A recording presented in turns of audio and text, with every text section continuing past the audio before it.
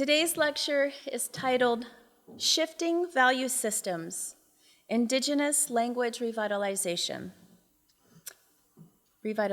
Strategies. Today we have Tlingit language professor unei Lance Twitchell will examine the fundamental value shifts that Indigenous populations experience when their languages become endangered. Unei Twitchell lives right here in Juneau with his family and is an associate professor of Alaska Native Languages at the University of Alaska Southeast. He is from, and I have been practicing pronouncing the clan name correctly, and so I'm still practicing and I am still a learner. And so, Kafka Adi clan out of Haines. And I'm looking to my language teachers who have been helping me with, so Gunischish, out of Haines. And he's received his BA in English with a minor in American Indian Studies from the University of Minnesota, an MFA in Creative Writing at the University of Alaska Fairbanks, and a PhD in Hawaiian and Indigenous Language and Culture Revitalization at the Ka Haka Ula o Ke Ilikiani College of Hawaiian Language, University of Hawaii in Hilo. I'm so appreciative of all of our language teachers. He is a speaker and a teacher of Tlingit language and language revitalization activist. So at this time, it's my honor to introduce unei Twitchell as our first guest lecturer to kick off this language revitalization lecture series. Thank you.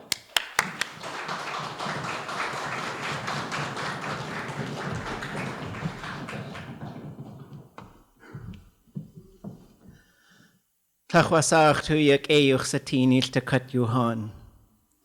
Yach tu yek hati adi. Khushtiach wasak khuse at aya Tlingit khasati atweja at yanta at nuj.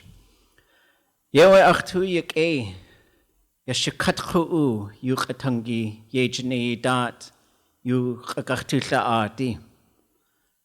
Yewe yat khasatin a khilaqt uski atawe aqawe atat yu tuhtatan ak khunakhawe hastudaknuj we sa sak wasaku dak khu sawe yohan kwal sa hetwa sa oti sak kwal yanach yake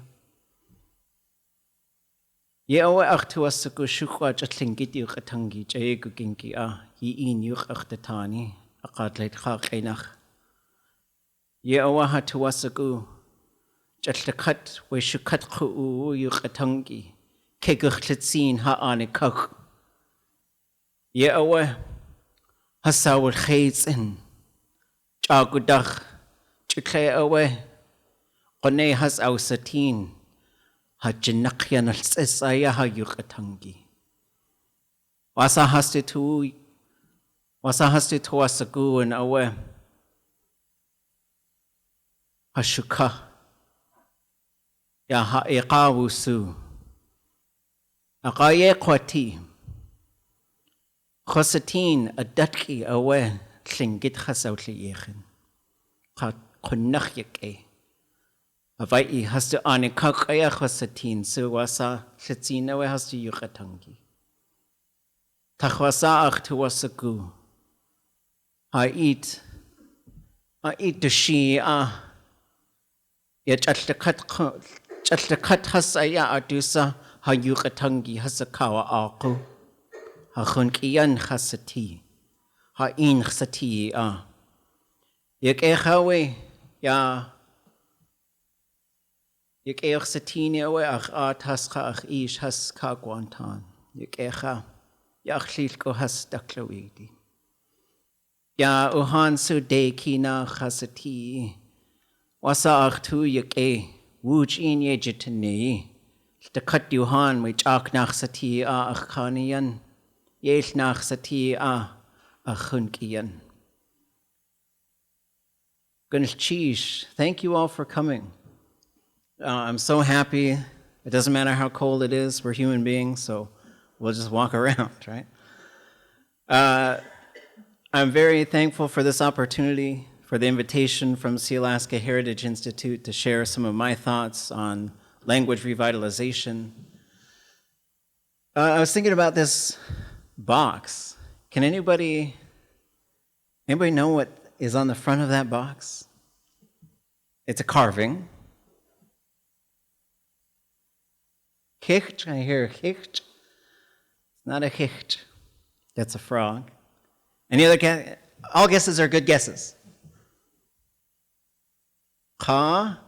It's not a ka. It's not a person. I'll give you a clue afterwards. How you can figure it out. What's that?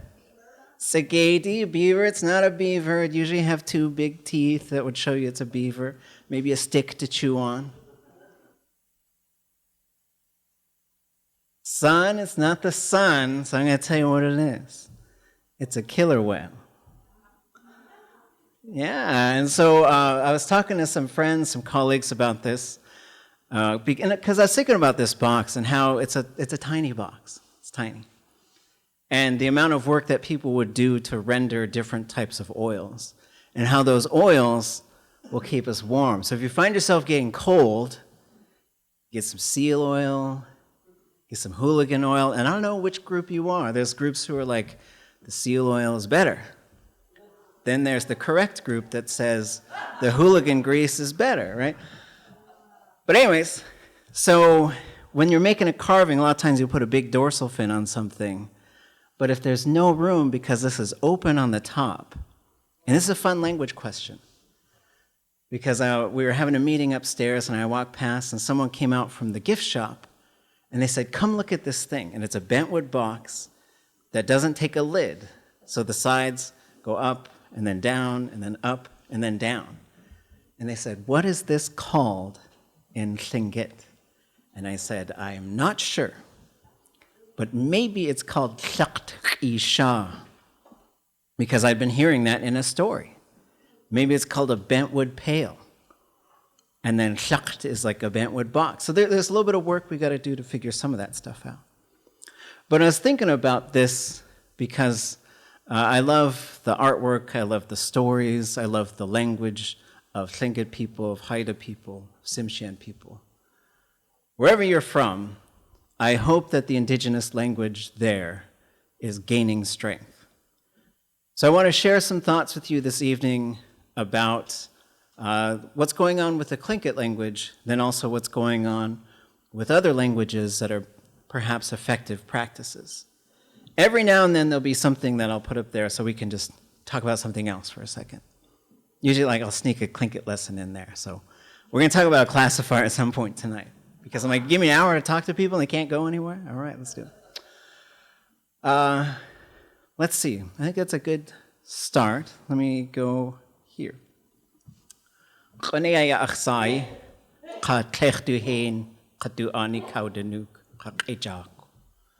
Shukach adi owe uhan. Shkut aya yedu sa ka ani. Shkut. Ye shit aya yidach owe uhan. Ya tsatlanas hadas owe uhan se. Ka ach ish has yupik kasami. Ach tu asiku wan kanins Tlingit aya yukachtatani. Achawe Tlingit yukatangidat. Yukagach tuslaat. Ya ach ku atlatuku. Ka hayan wadki. Hastu yukatangitse ach tuwasagu ya achi. Wan kanins kunakha ya hastu iqasakhlaha. Kunakhawe khatwu latish. Kay hanakaswu adi. Yuguayach wan yuhan. Kunakhawe hayej nei. Ye gay, klein at. Yichil kohas ko achitzin yitu kaya yehas ausaneyan. Yat ayes aya yichliyech. My name is Rene. We're Shukach Adi. We're Tlingit people from the Chilkoot area, the Haines area. We're from the Raven House. I'm also a double-headed eagle Haida from Heidelberg, Yupik, and Sami. A little bit of English in there, so I sound like the Duchess or the Prince of something left, so I'm going to put in my application. And then I'm going to share some words of some of the elders and teachers that I've had. One of my teachers is here, Qoneoti. Some of the ones that I study with and teach are here. My auntie is here, so I'm going to have to use all my most appropriate language, right? And I'm hoping now and then that we're going to just think about good things as well, because language revitalization is hard stuff. You got to look at some really difficult things. You've got to face colonial genocide, which is something we have to do if we want to survive, and it's not always fun. You have to look at institutional racism, you have to look at othering, you have to look at silencing, you have to look at erasure, a whole bunch of stuff that happens that's all part of the picture of how did we get here. But to just sort of get us started and to keep thinking about the mentality of these things, there were two wonderful elders who were in Dakka.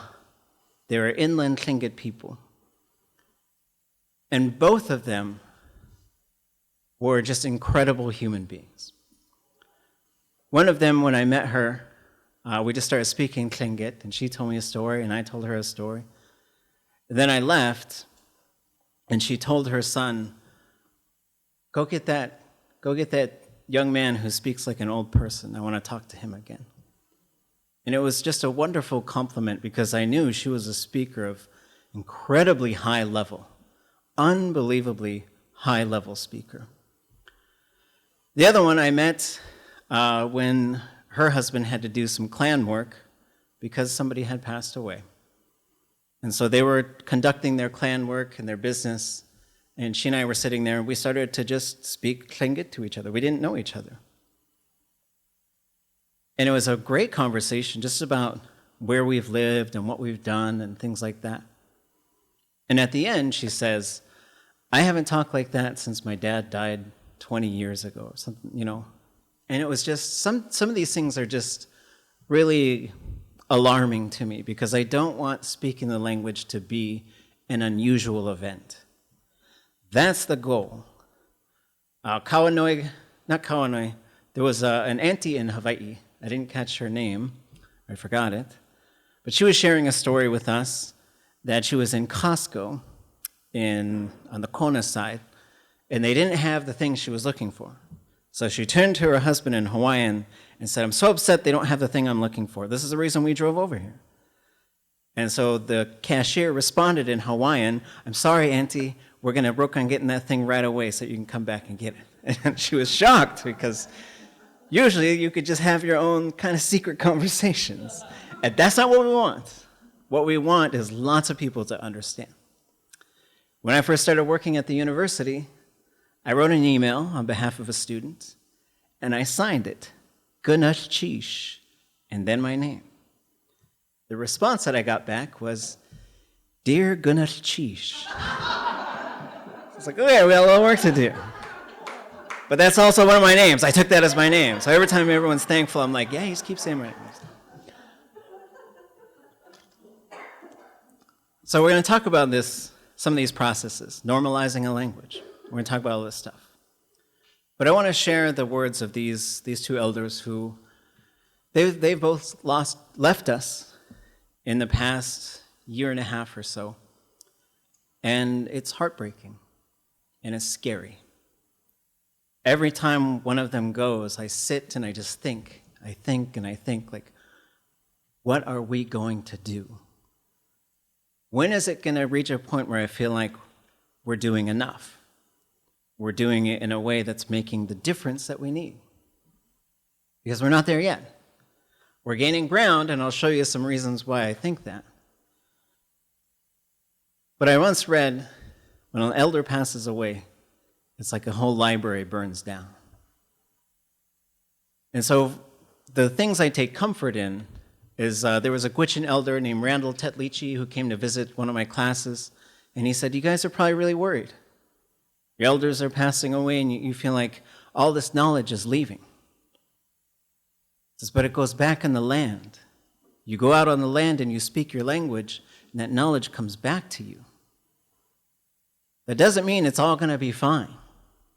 The amount of work and the type of work that we need to do is tremendous.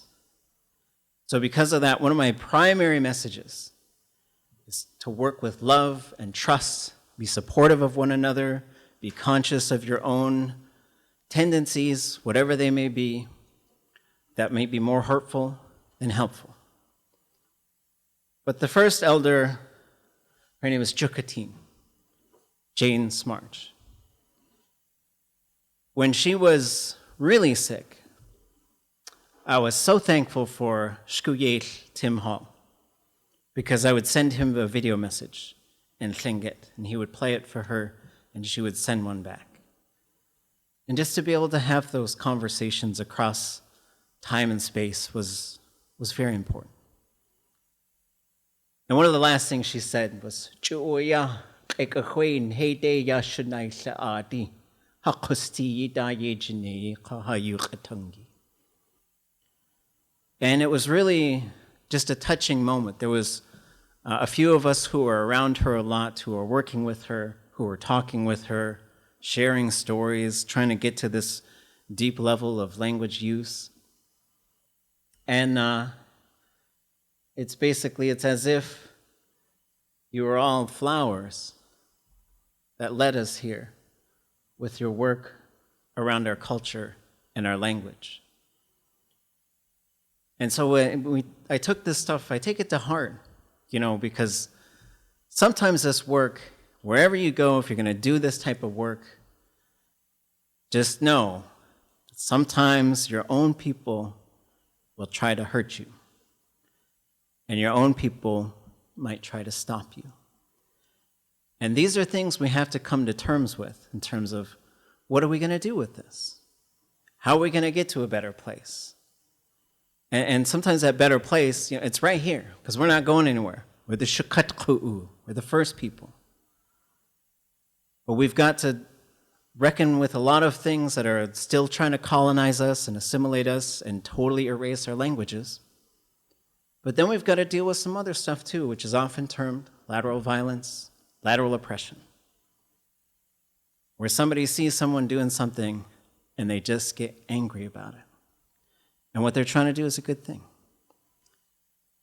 So words like this are always really helpful, because there's ones that I've been working with that just they open their whole heart, their whole mind, their everything to those of us who are doing everything we can to learn all we can and to teach all we can. And I'll tell you this, I am not in the business of perfection. I make mistakes every time I open my mouth, whether it's English or Tlingit. Probably maybe not every single time, but pretty close. And that's okay. I'm not trying to be a perfect language replicator. What I'm trying to do is understand as much of the language as I possibly can and to use it as often as possible and to encourage others to do the same. It's okay if it doesn't come out right. If I said a word wrong, I don't think a building will fall down. If I said a word wrong, I don't think the language gets hurt. But we do. That doesn't mean we just do things chakugei. Shakshana used to say to me, I don't just speak any old way. I don't speak recklessly. But at the same time, we try not to hold ourselves down. One thing I've seen with language learners is a lot of self-criticism. I'm really rusty. I didn't get that. I'm not very good. And I think sometimes it's joking, and sometimes we're trying to win the humble contest. But I think your spirit like hears that stuff. And sometimes you're holding yourself back a little bit. Shagun Sophie Smarch, she said, Hakusti, awe, kang, hastu yatki, hastu yanak atletin. Achawade na yatki, you hastu asak. It was a beautiful thing to say. To just continue to reinforce how it is we cherish our children. We're going to do everything for our children. It's our culture, our way of life, people. Their children are more valuable than they are. People value their children more than they value themselves. This is why they're called children of the clan. And so just thinking about this, because a lot of the things that we're trying to do focus on our kids. I work in a language nest. I know other folks in here have worked in language nests or have seen language nests or have worked with people who work in language nests. It's hard stuff.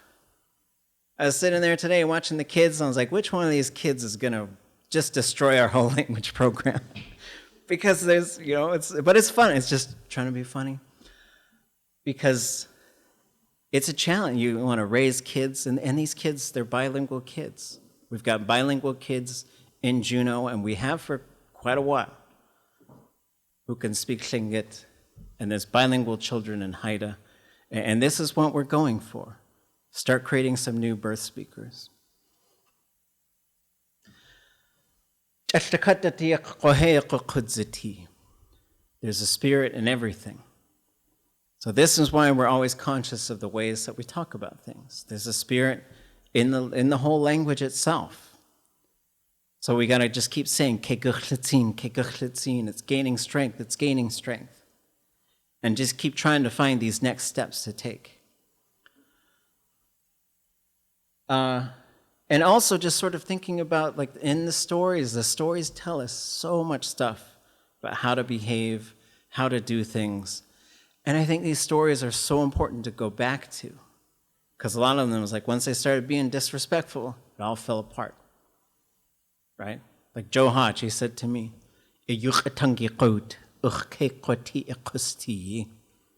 without your language, your life is going to spin out of control.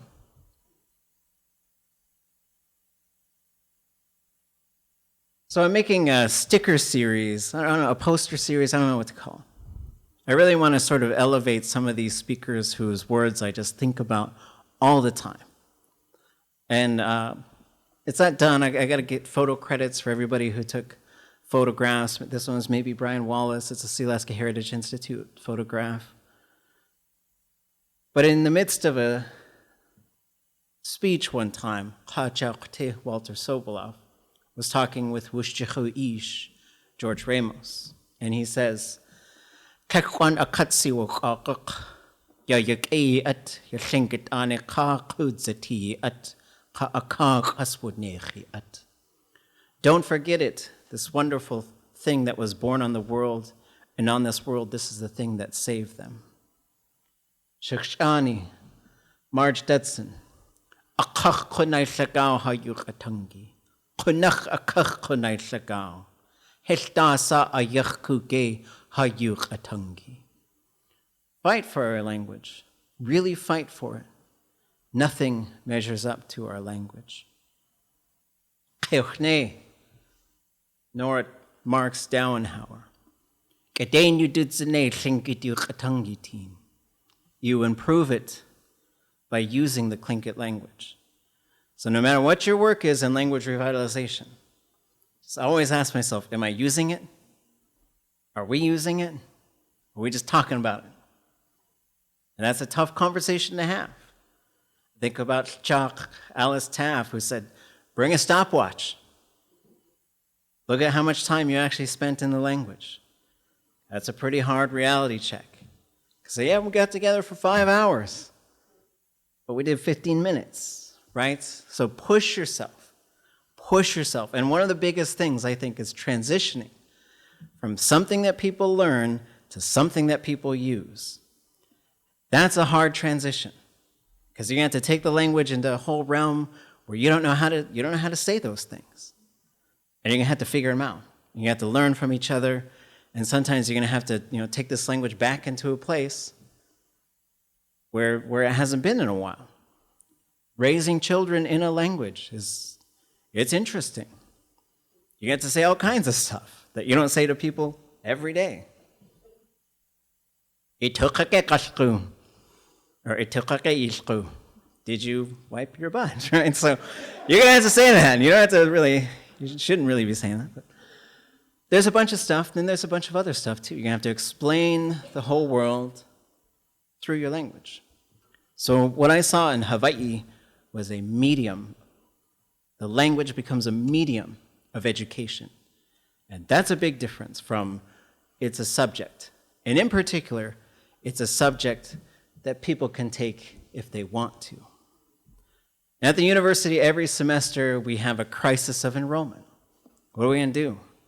These classes for dying languages are going to be canceled. That's just a stressful environment.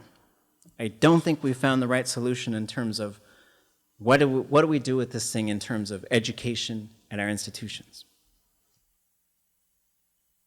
Kahwanish, George Davis. Just titlaan kakasakhan kwa etek tu ye na'u. Chawasa ye ukhke ikatini. Ya'an etitlaan eku kwashe ide haskuchtashi. Just kindness and love. Put that in your heart. However your life spins out of control, the ones you are kind with, maybe they will help you. And this is one I just keep coming back to. Do it with kindness, do it with love. Do it with kindness, do it with love. I hear from a lot of people about how tough Tlingit people are and were, and that's true. We took care of each other. We just did.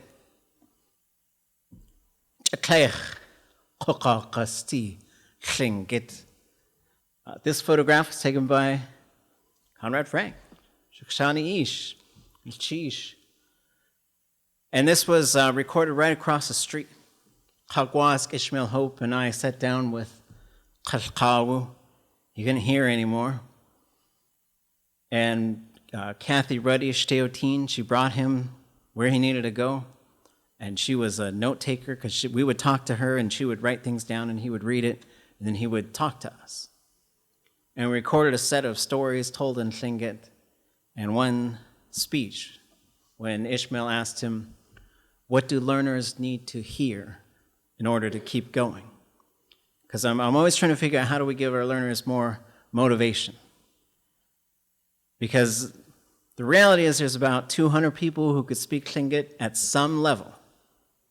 If you want to get up to like this high level of Tlingit, there's maybe 80, maybe 50. But if everybody who quit learning Tlingit had taken it all the way to the finish line, there'd probably be thousands of us. I think probably 80% of the people who start don't get there. We've got to change that. And there's a lot of things that are going to have to happen in order to change that, in order to achieve this. So he talked about a number of different things, wonderful speech, and at the end he says, and it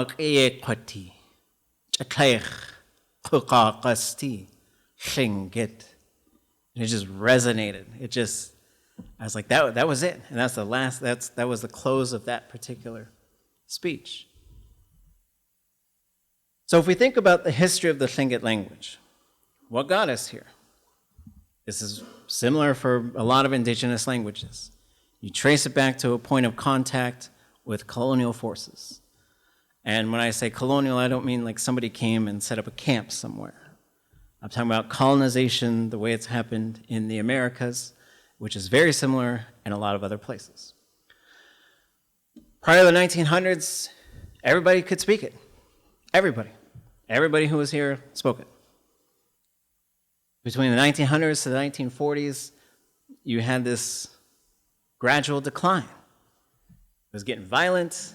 Sometimes it's physical violence, sometimes it's social violence, but it's a prohibition on the language that starts to spread its reach all over the place. There was a time when people could not speak Tlingit in a variety of different areas. 1940 to 1960s, it accelerates. Families begin to stop speaking to their children. Sometimes those children are taken. Right? It's pretty well documented that up to a third of Native American children were removed from their homes all during this particular time. So then if children aren't speaking, then the whole family structure is just going through shifts.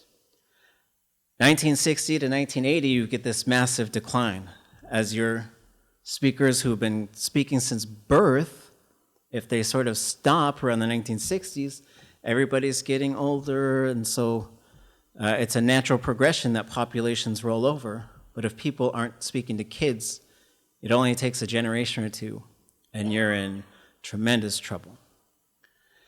1980s through the 2000s, you have an increased focus on efforts. In the 70s, you have a number of different efforts going on to document the language. Even before that, documenting the language was certainly a priority for some folks. But in the 1980s to the 2000s, a lot of materials are being developed to try and teach the language to people. Classes are getting started, just different workshops, different things to just figure out how do we get people to learn. And from the 2000s until now, it's like a rising tide. Some things are working. And so what does this kind of look like in terms of numbers? This is what I think it looks like in terms of the number of speakers over time. Just this drop-off. It's not fun stuff at all. It's very depressing. It's very real. Also, the number of speakers, and this is a total estimated Tlingit population, maybe 20, 25,000 people. So, you're getting this little tiny blip, and it looks so insignificant. But I think if you zoomed in on that, I think you're looking at exponential growth. We're creating speakers faster than we have before. We're creating them at a higher rate, but we still got a lot of work to do, and a lot of that work involves what are we doing to limit ourselves, and what are we doing to be limited by forces that we allow to limit us. And a lot of these are institutions, so I'd love to have Tlingit street names all over the place. I'll go to Hawaii, I call the bus, and I say, hey, when does the bus come to Hanamu? And the dispatcher says, to where? And I knew I said it wrong. It's like, Hanamu. She says, it's Honamu. And I was like, okay. But that's what I want here, right? So it's like, yeah, can I get a cab at Canada Day? At where? Oh, Canada Day, right? And there's some words in Tlingit that are challenging for some people to say. But I think sometimes things that get used against us is they say, well, you can't name the streets in Tlingit because children and first responders need to be able to say the name of the street. Okay. I know we got Valley Avenue and Valley Boulevard, and there's probably a Valley Street somewhere, but okay. We got kids at the language nest, they can say any names of these streets if we named them in Tlingit. And first responders are human beings, and human beings can learn to use languages. So continuing to look at the numbers. This is my best guess based on conversations with lots of people. We were getting numbers all over the place. There's 1,000 speakers, there's 10 speakers, there's 200 speakers. So we just started trying, who's out there? Who do we know? And then one of the harder conversations is, what level is everybody at? Because you might have someone who could speak, or you might have someone who can understand, but has a real hard time speaking. You might have someone who could speak, but they can't do some of the big, hard stuff, like telling the raven stories. It takes tremendous language skills to tell those raven stories. So I think if you look total, you can see a number of different communities that don't have any speakers anymore. Well, we got to figure out, what are we going to do with those communities? How are we going to get some speakers to these different areas? If there's one speaker there, who are we going to get to go talk to them?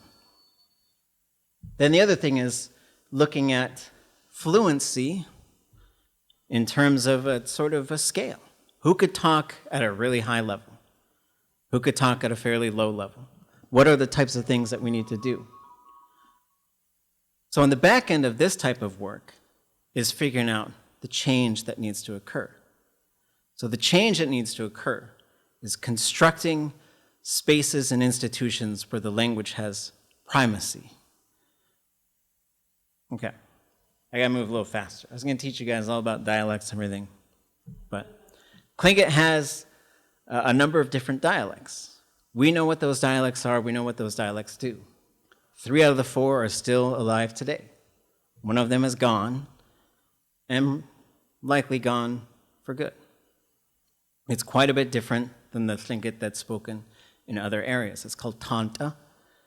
It's probably the oldest form of Tlingit, and it's what was spoken in the Ketchikan-Saxman area.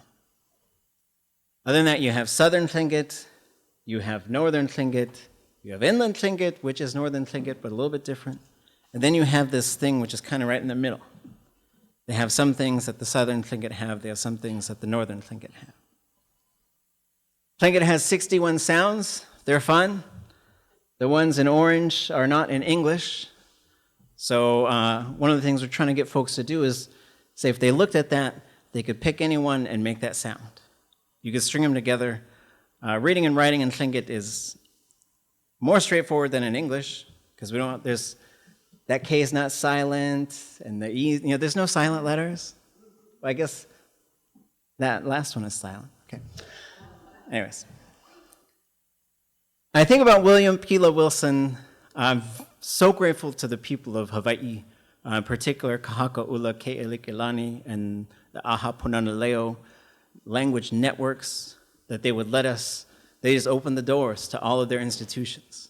They taught us quite a bit of Hawaiian and let us just spend 3 whole weeks, I think, 4 whole weeks. I think 4 whole weeks. We could just go wherever we wanted to. But one of the things that Pila shared with us, Dr. Wilson, he says language revitalization is about 2 things: protecting the speakers you have while making new ones, and making sure your language is the language of power and use. So in the work that you do, you come back and you say, are we doing that? Are we doing those 2 things? Because if we're not, we need to rethink everything. One of the things that I think happens, sometimes deliberately, sometimes not, is language revitalization movements get killed by administrative overdoing it. All the paperwork that has to be done, and when this grant runs, and then when this grant runs out, we gotta go get that grant, and we gotta get this grant.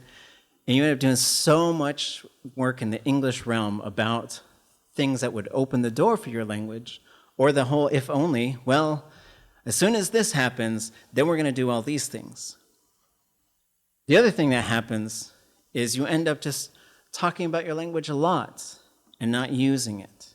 So the use thing, because it's a challenge. I remember 10 years ago, I remember 20 years ago, when we were trying to start these immersion things, and just to make it to 10 minutes was a huge thing for some of us who were learning.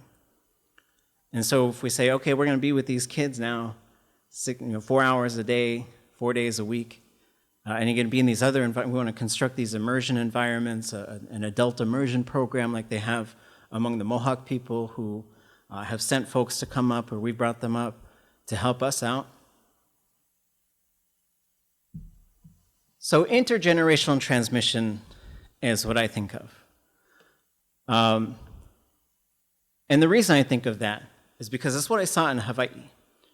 So in Hawaii, one of the last semesters I was there, a friend of mine says, you want to go see the Aha Punanaleo graduation? So Aha Punanaleo is a language nest, which is basically a full language medium preschool and daycare environment. When those kids graduate, a lot of them will go across the street, if they live in Hilo, to the language medium school. And so I went to go see that. I was like, yeah, I'd love to see it. So I went to see, and it was a big deal. They had a big tent, there was hundreds of people there, they had a band. I was like, oh, this is a big deal, this is great. And then the kids came out, and they presented the children who were wearing their uniforms, and then their lead teacher got up, and she spoke in Hawaiian, and I could only understand a few words. She started crying, and I thought, oh, I'm going to cry today. I'm just going to, tears of joy, just watching these little kids speak. And then my friend, he came up to me because I saw this line of families lining up. His name is Kyope. And he said, Khone. And I looked at him, and he had walked up to me. And he just had big tears all in his eyes. I thought, uh-oh, I'm really going to cry now. And he says, intergenerational transmission. And he just leaves, like just falling apart. I was like, yeah, bro. Right.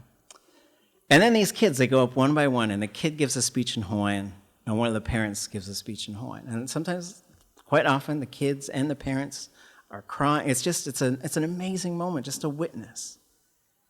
And so I watched it, and then I was getting food, and then Kyope came up to me and he said, really sorry for crying in your face. What I want to tell you is I looked over at that long line of people and their babies, and I wanted to come tell you I've been doing this for so long that those parents were my babies when I was teaching. I was like, yeah, I'm going to go cry forever now. But that's what we want. That's what we want. And so I think about this stuff. So to overcome genocide, right, to really look at what that thing was, somebody tried to destroy all of the indigenous people here. It's an indisputable fact. And we're not trying to blame anybody, but we're trying to say this is the result of a very horrible thing that happened right here and all across North America. Colonial value systems devalue indigenous languages. So if we don't speak our languages, we inherently don't value them.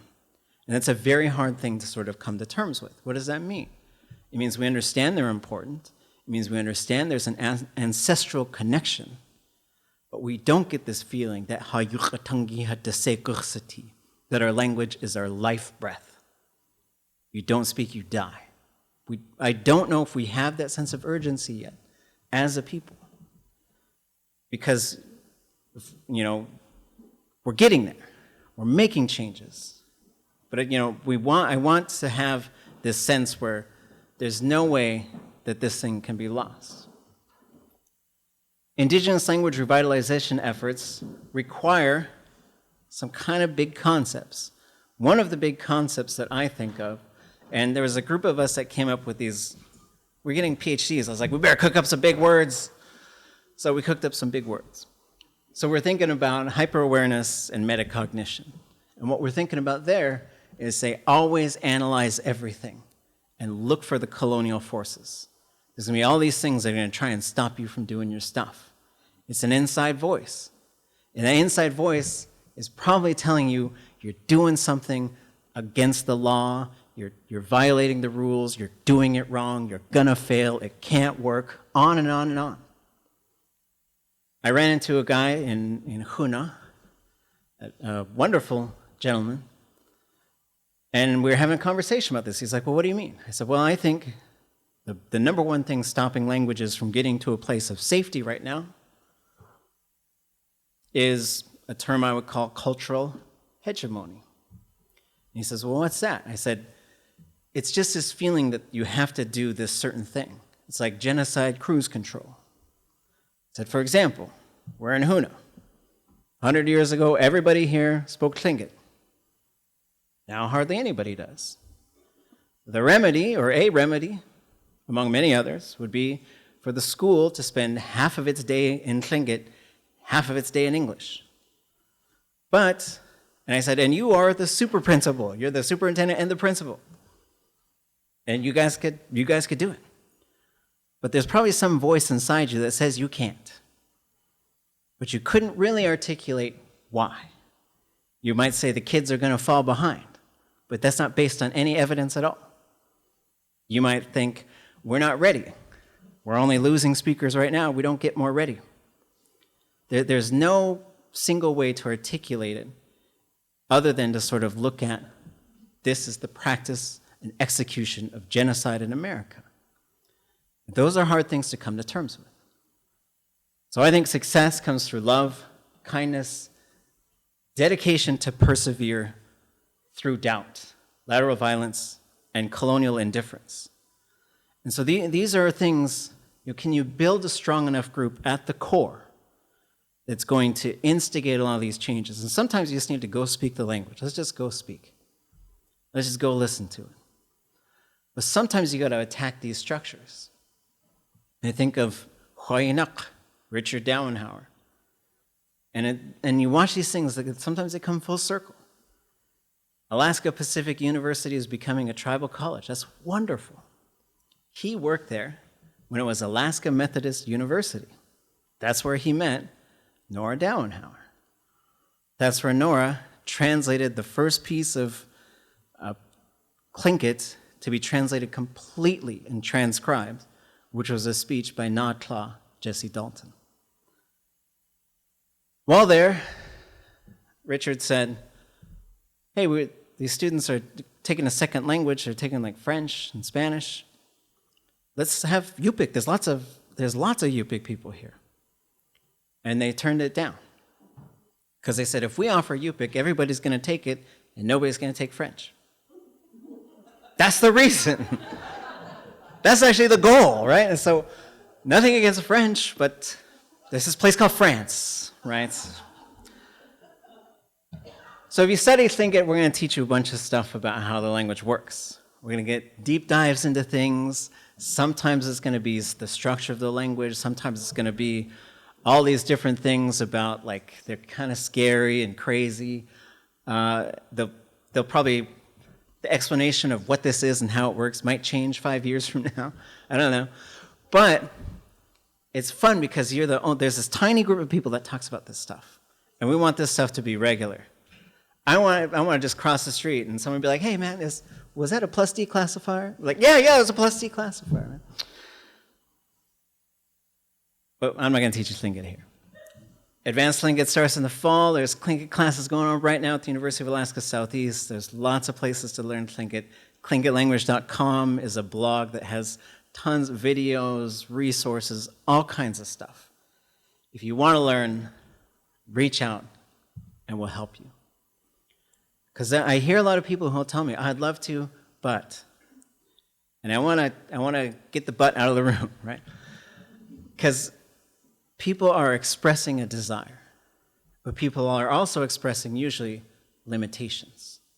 And a lot of this is, it's hard to keep the faith in yourself, to keep the faith in the language, to keep the faith in the movement. But you have to.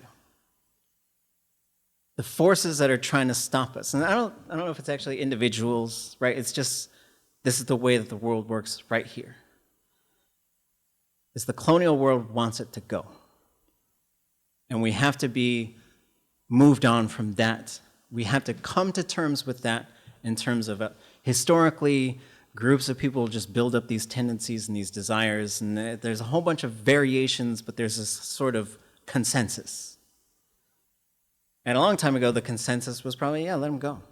And there were probably lots of people who were like, no, but how could it have happened otherwise?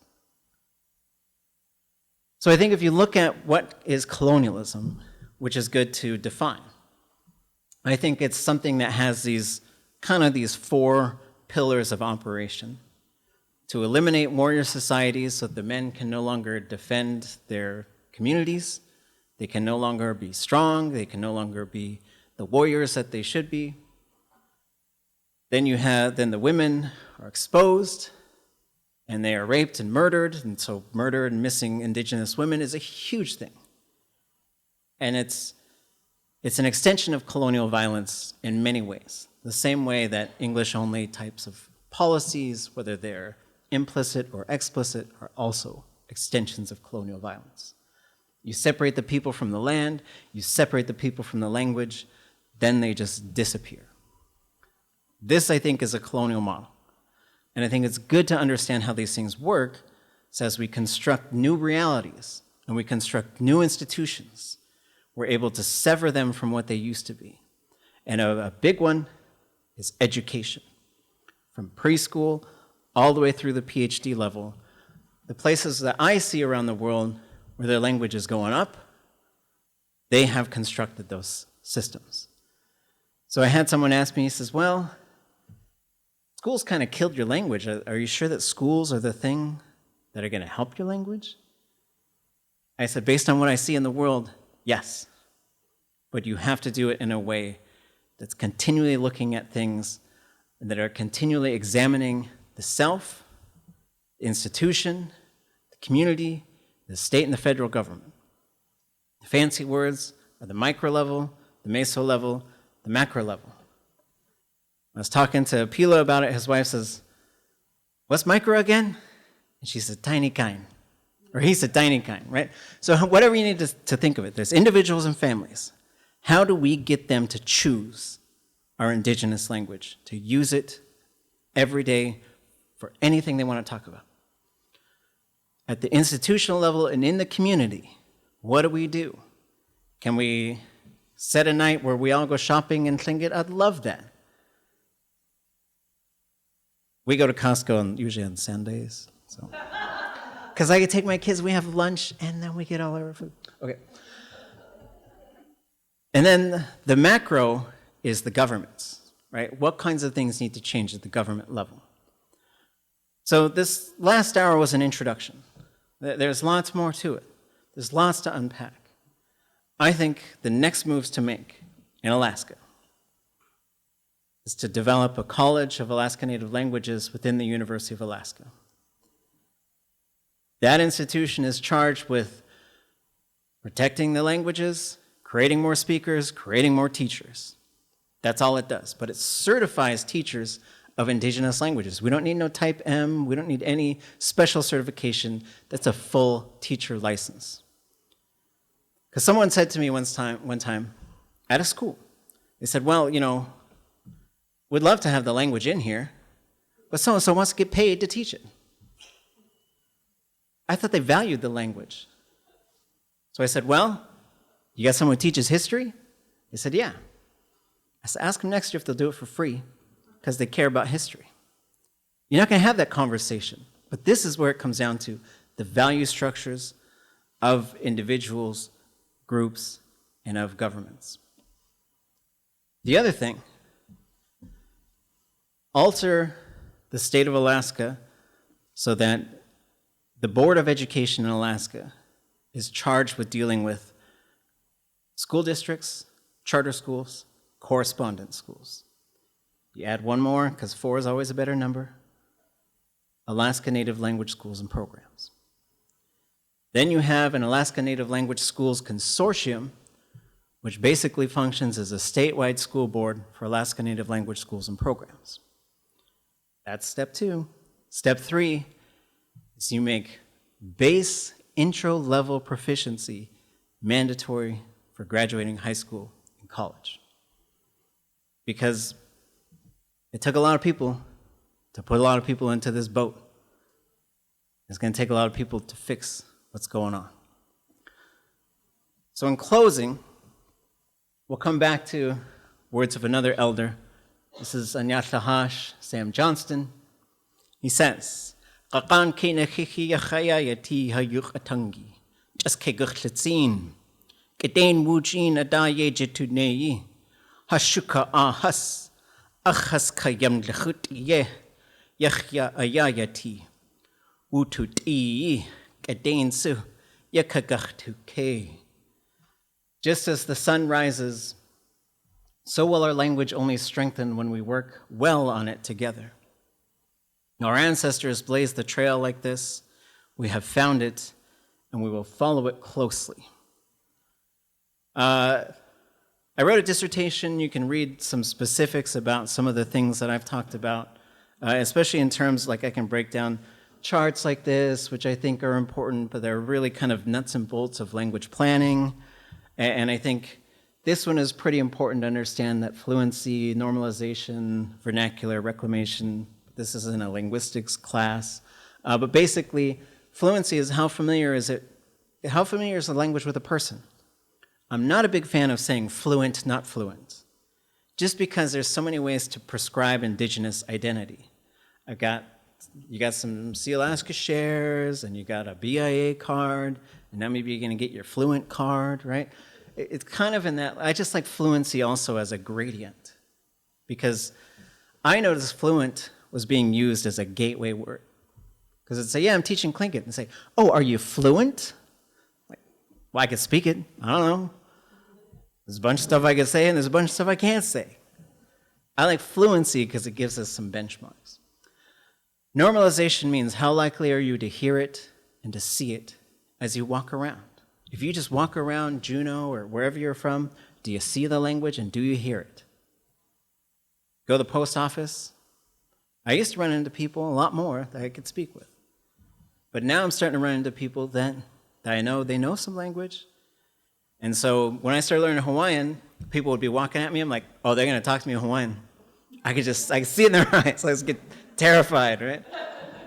But that's what it's got to be, more than a handshake. That's where you get to the vernacular. Vernacular means, are you using it to talk about the everyday stuff? My basketball team is going to beat your basketball team.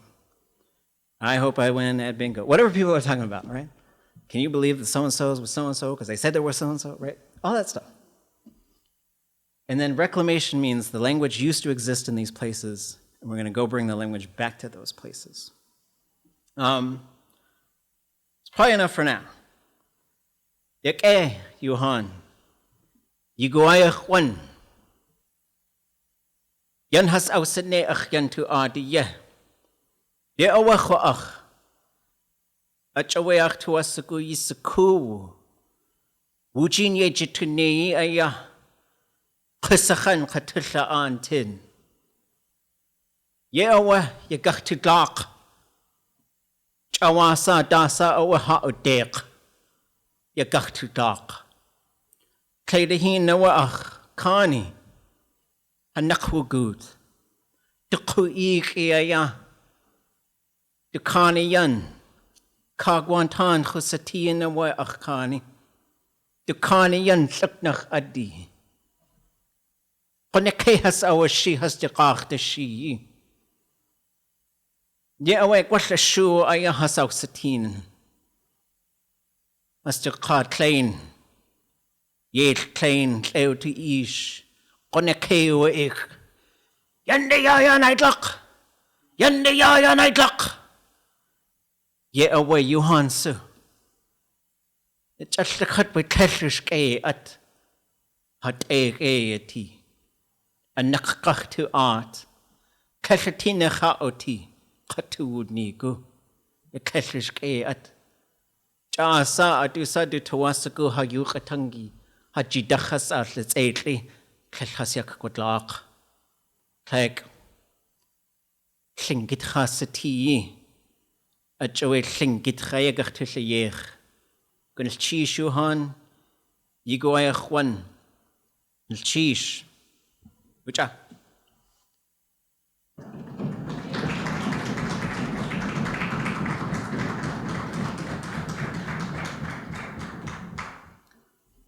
We got some time for questions and answers or thoughts you want to share. You got 30 more minutes, I'll do more slides. But if you got a question or a thought, please come to the microphone so that it's being recorded.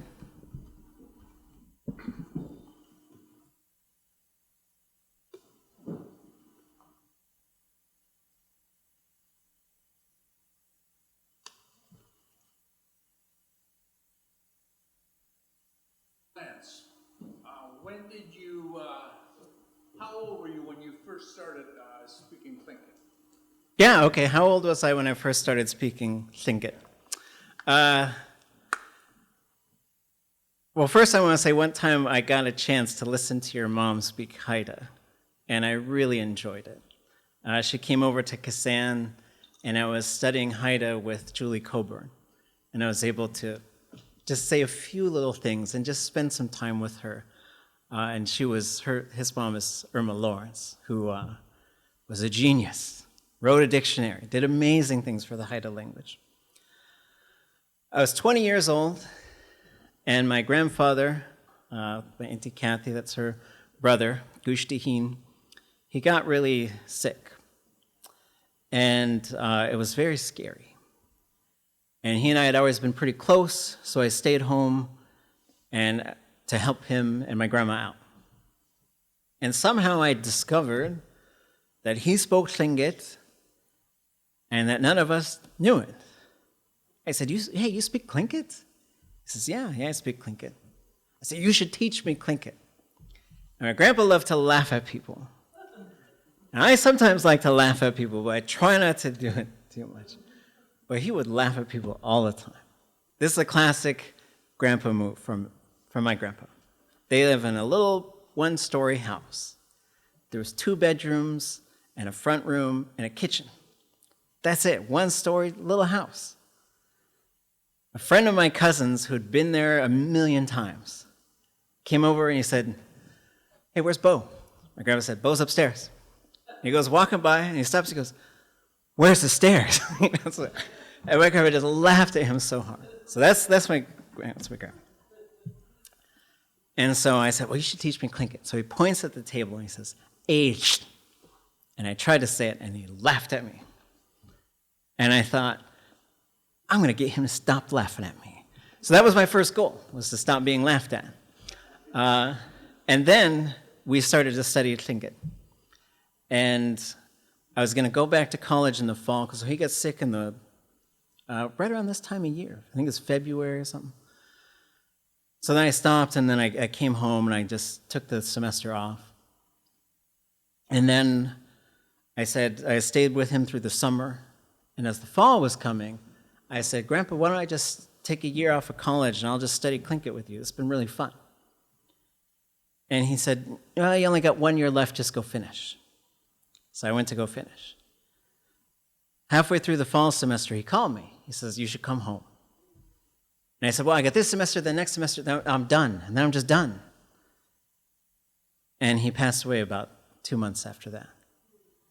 And it tore me up because I didn't answer the call. I felt so bad. And so initially, it was okay. It was just out of control. I wasn't making good decisions. I wasn't having a good time. I'm living with my mom, and I wake up. She's watching like Jerry Springer. Is that the guy's name? I'm like, what am I doing? Watching these people fight on TV every day. So I went back to college. It's like, I just got to go back. I was going to the University of Minnesota at the time. I went back. And they said, well, your student loan people, you never called them, so now you're default on your student loan. Well, you don't got any scholarships. How are you going to start? Because it was winter time. I'd wait. I tried to go to school down in Ketchikan, and it all fell apart for me down there. I tried to learn Tlingit and teach Tlingit down there, and it didn't work out for a variety of reasons. So then I went back to college. And I was halfway through the semester. I'm telling my professors, I don't know how I'm going to pay for this, but I'm going to figure it out because I don't know, nothing else is working. And so at the time, I was making bad decisions. So I said, no more bad decisions. I'm going to live a life of sobriety and give all that stuff up. 2 days later, somebody called me and says, I got a job for you here at the university. It's going to help pay for your tuition. About a day or two after that, I got a call. It says, hey, found some scholarship money for you. And I said, okay, that's the right decision. Thank you, universe. While in college, I found this book that you should all read. It's called Stabilizing Indigenous Languages. Stabilizing Indigenous Languages. There's a conference called Stabilizing Indigenous Languages Conference. I gave a talk at that conference a couple years ago. And then I met a guy who said, I was driving by the University of Minnesota, and I thought, hey, I got a bunch of these books we just published. I should drop some off at their Indian Learning Center. I had happened to walk in there, saw this book, read it, wrote a paper in an English class called Stabilizing Indigenous Languages. My paper was called Stabilizing Indigenous Languages. The teacher assistant who graded it handed it back, C-.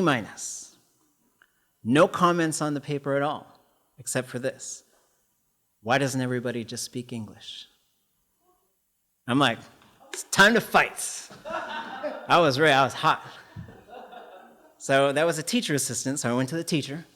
I said, this ain't right. It's racist. Then I went to the head of the English department, then I went to the dean. I found out how all that stuff worked. I was like, who's in charge? Talking to everybody. And I got the grade reversed, and I thought, this is what I want to do. I want to fight for this stuff all the time. Because reading that book helped me realize a number of different things. And Dr. Michael Krauss, who recently passed away as well, who was an elder, he said, in the early 2000s, he said, in the next 30 years, we stand to lose more Native American languages than in the entire history of contact with European peoples. That's wild. And so there's a lot of work that has to be done to change that. Hands together, working together, going against the grain, doing something that you feel might not be the right thing to do, and realizing a lot of those instincts, those social instincts right now, when it comes to institutions, are very dangerous. There's my long answer to your question. If anybody else got a question, I'll tell a story for about 30 minutes. I was 20. So I didn't know a single word of Tlingit until I was 20 years old. And that was about 10 years ago. No, it was 24 years ago, right? It's 24 years ago. So I spent more than half of my life learning and speaking Tlingit, but I want to make sure that everybody knows this. Some people will say, if you didn't learn it from birth, this, man, shucks. Okay, so you didn't. Humans' brains don't stop learning languages at any age. And there's all kinds of myths out there. Well, once you reach puberty, I'm like, where does that come from? In Hawaii, they had to come up with a word for that. They called it two things. They called it the wiry hair and the end of the peach fuzz. And so, anyways, because they've got a language community, they got to come up with all these words for things. So basically, if you learn a language from birth, basically time and fluency, it shoots up and then it levels off.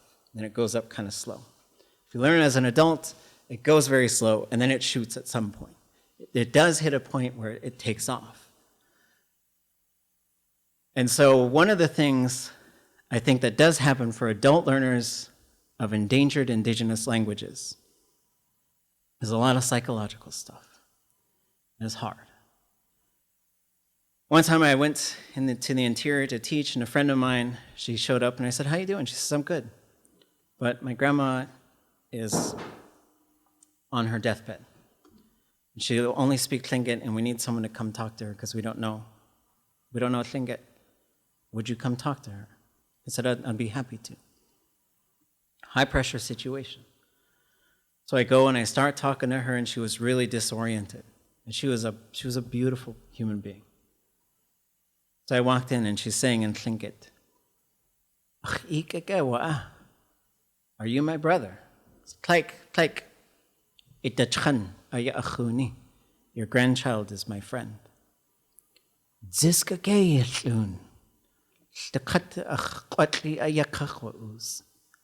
Did you hunt a moose?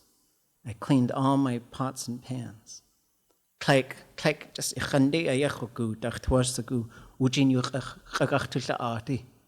No, I just came here so we could talk. And we just kept talking. I just kept talking.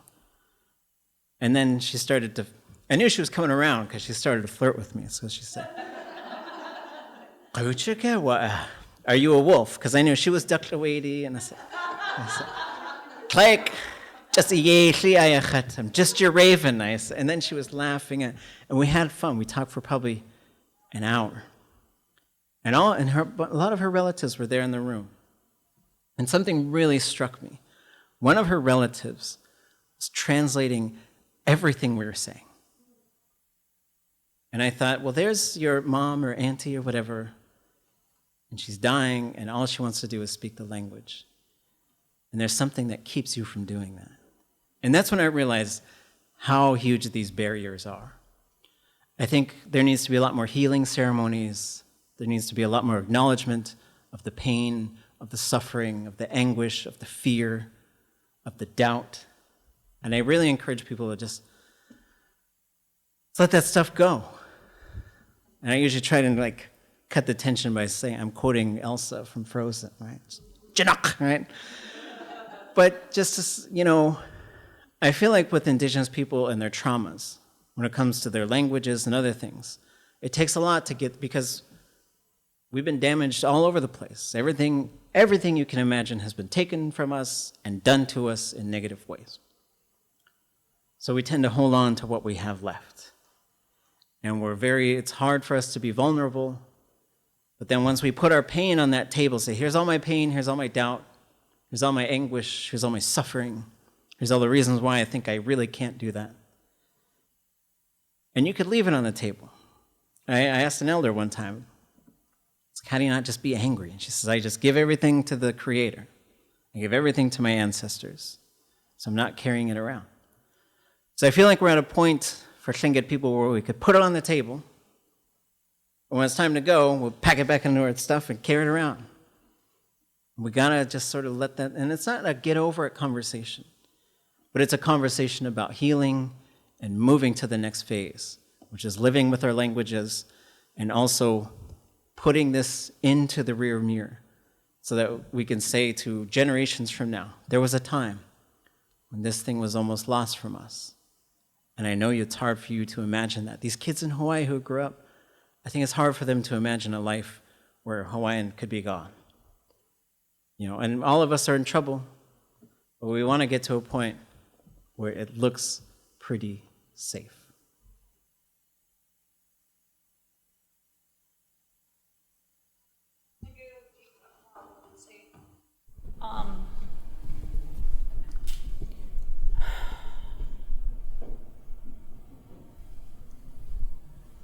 Yaidat good agsa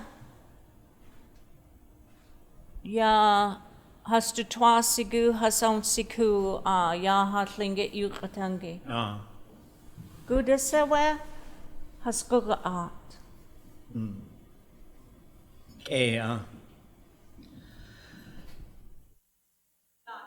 Tune yaidat achawe gwash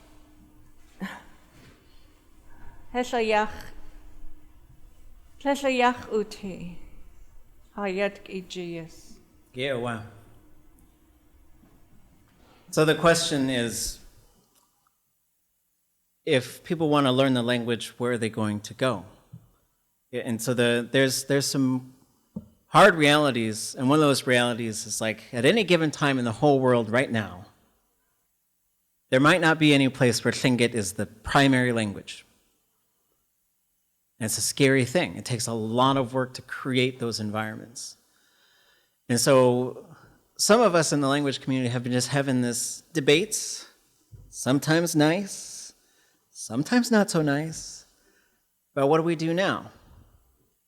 And so I've been advocating for the construction of language nests, where it's basically a preschool daycare where you're just with the kids all day in the language. And working with kids is hard stuff. And then working with kids when you're going to tell them everything in the language, which includes, don't go near that ledge, you're going to fall. Because sometimes you want to switch to English because you're like, I need to say this thing right now. Or else I've been in an environment where someone said, I need you to understand this, so I'm going to say it in English. And I thought, you can't do that. So the language nest is one step. But what's the next step? And these are some things we're going to have to figure out. Because an hour a week or 2 hours a week or 4 hours a week, it's not going to get it. It's not. So the community of Teslin is going to experiment in the next couple of years with an 8-week Live in the Language program. There's other ideas that have been floated out there. Construct a language house. This is based on what the Mohawk have done, and many others have followed suit. Or if you have someone who wants to learn the language, they go live in this house, and they get a stipend, right? So I think there's a bunch of realities out there that are things we need to challenge. If I want to go become a lawyer and come back, and I could come work for any number of different places and probably make $200,000, $300,000, $400,000 a year. If I want to get into the tech industry or whatever, like there's no limit to how much money I could make if I think of the right idea. If I want to become a language teacher, and if I really just grind and have 5 jobs, I could make $100,000 a year. So how do we shift that narrative So we can tell our kids, say, this is one of the most prestigious jobs in this area. And that's a tough thing to say because it sounds like I'm just trying to make more money, right? But I want this to be a valid career choice for people because you're going to have to construct these whole industries. And so we have wonderful, incredible programs in the Juneau schools here, in Unei, in Wrangell, in Yakutat, in Haines, in Klukwan, Carcross, Teslin, and people just doing everything that they can. But all of us know there's hardly anyone that we can still talk to. So one of the things we're going to have to unlock is how do we get people to talk? And one of the things that I like to point out, I don't like to, but I will, that average language class, let's say a beginning Tlingit class or workshop, let's say we can get 20 people. It's going to take a lot to go knock on doors, flyers, give them lunches, a bunch of different stuff.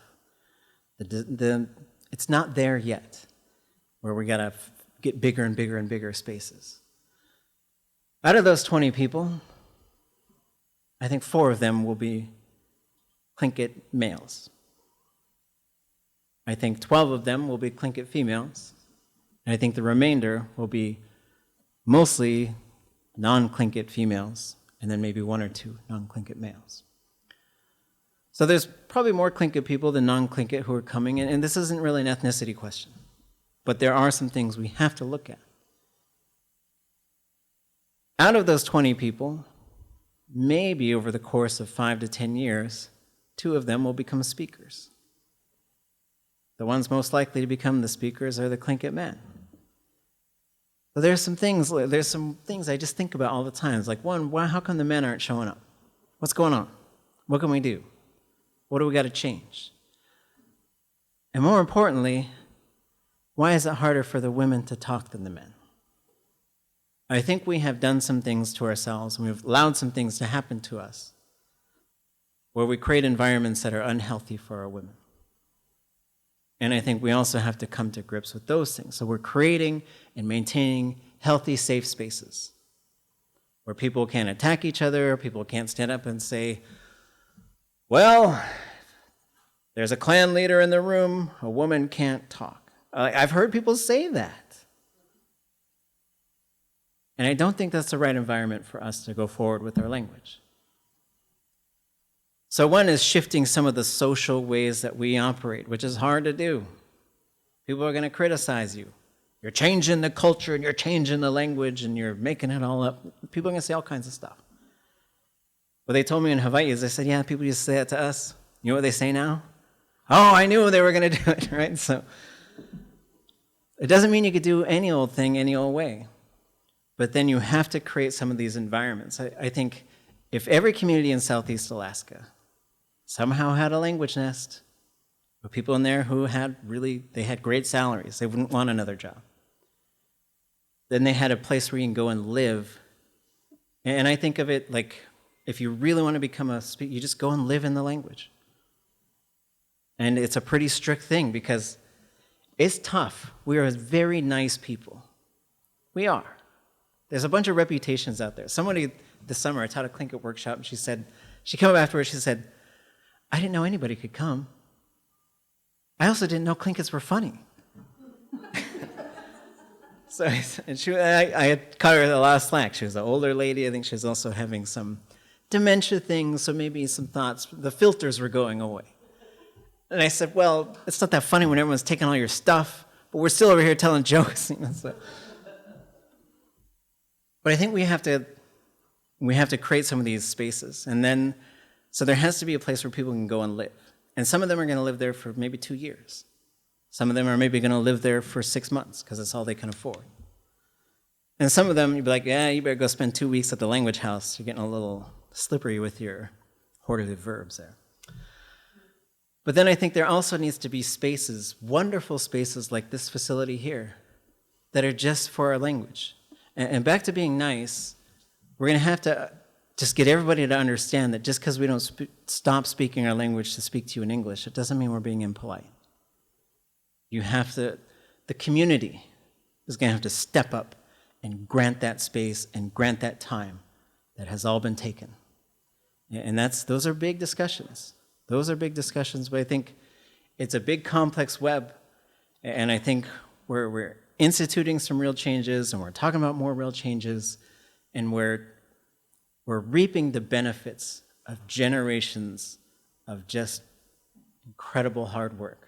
Downhowers, Sobolov, Vesta Dominics, on. And all these elders who gave us all these wonderful things. Tlingit is one of the most well-documented languages in the world. There's so much stuff there for you to access, but you have to go and make the key in your brain.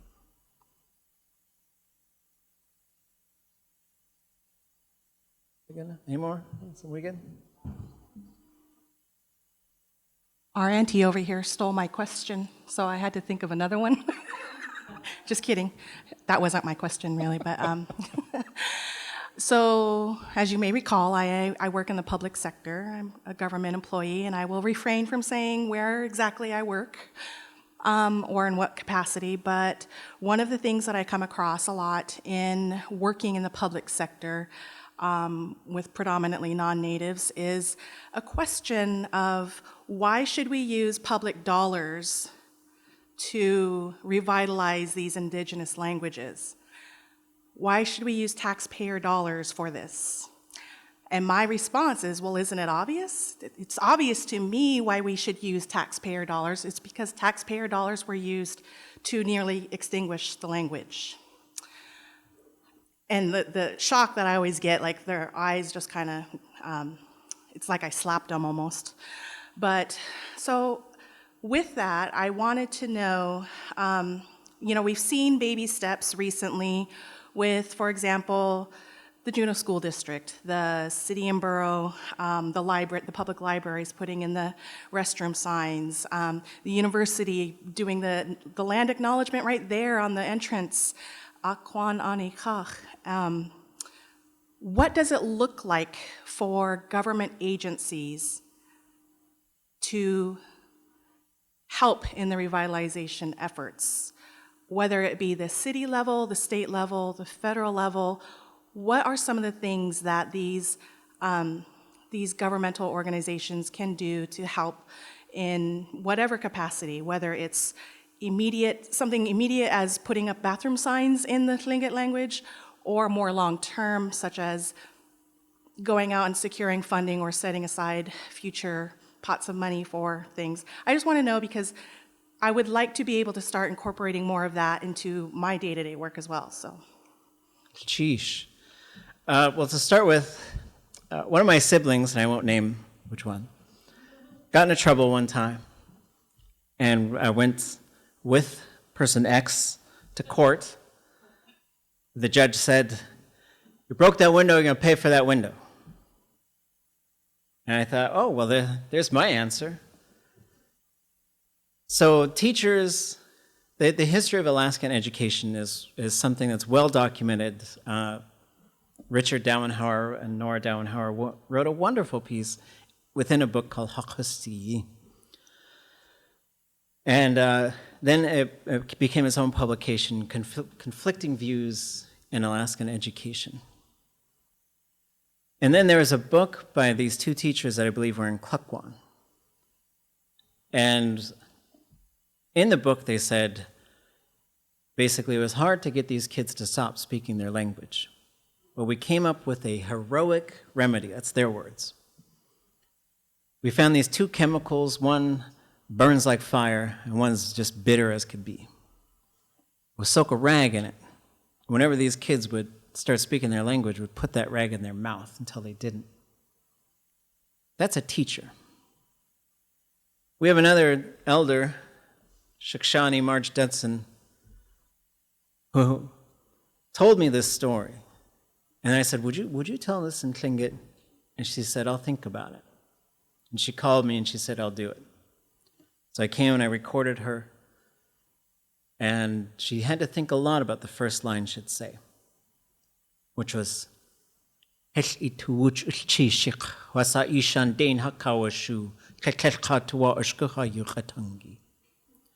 And she asked me what it meant. I said something, it's not possible, it's something.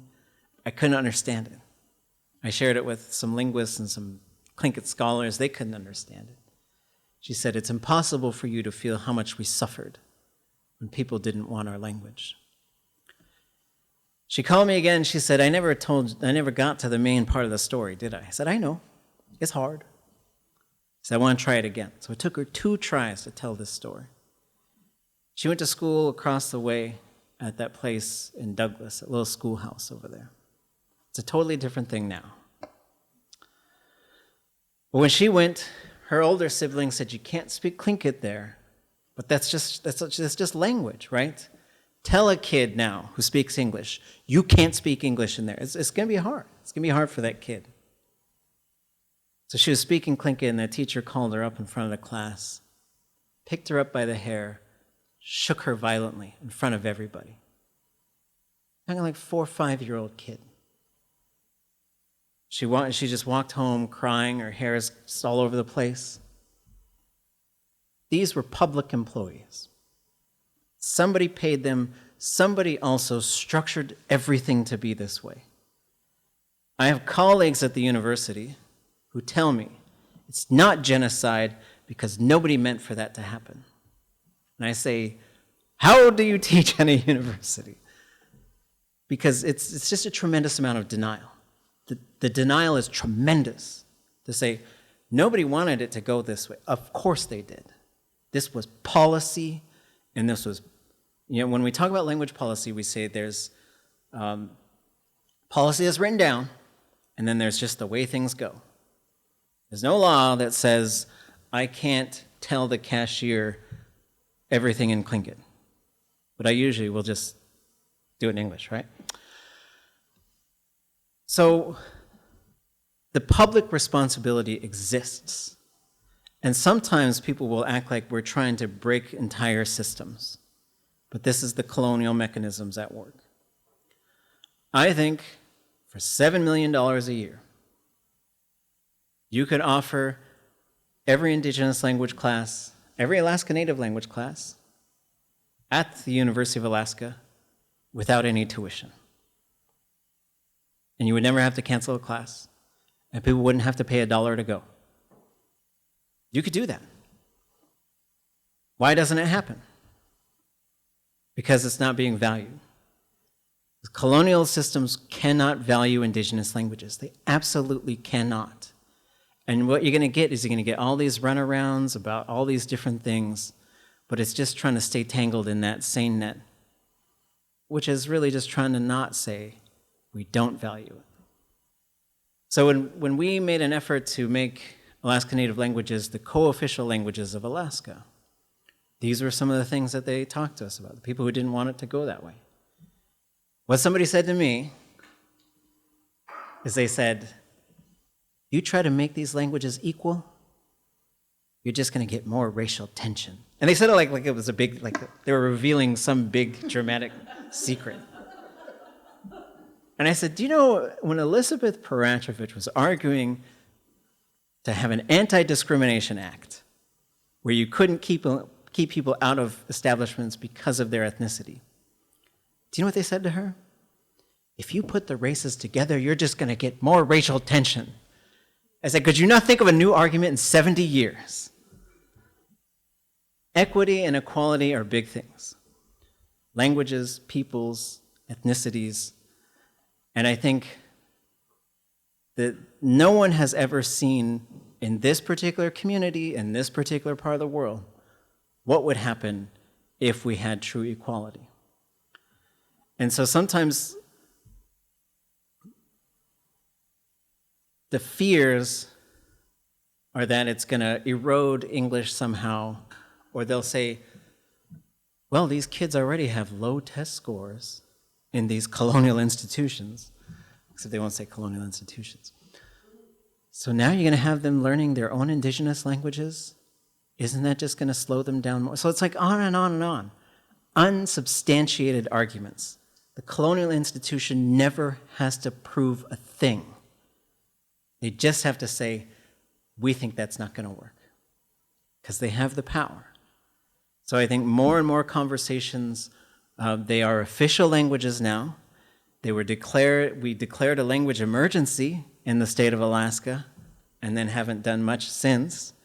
It was the year of Indigenous languages in 2019, but there wasn't enough that happened, so the United Nations declared the decade of Indigenous languages for the 2020s. So let's keep going forward. We need change makers at every level and sometimes at that policy level to keep trying to figure out how to get this stuff to stick. Sheesh. Okay, maybe last one, and then probably need to go home.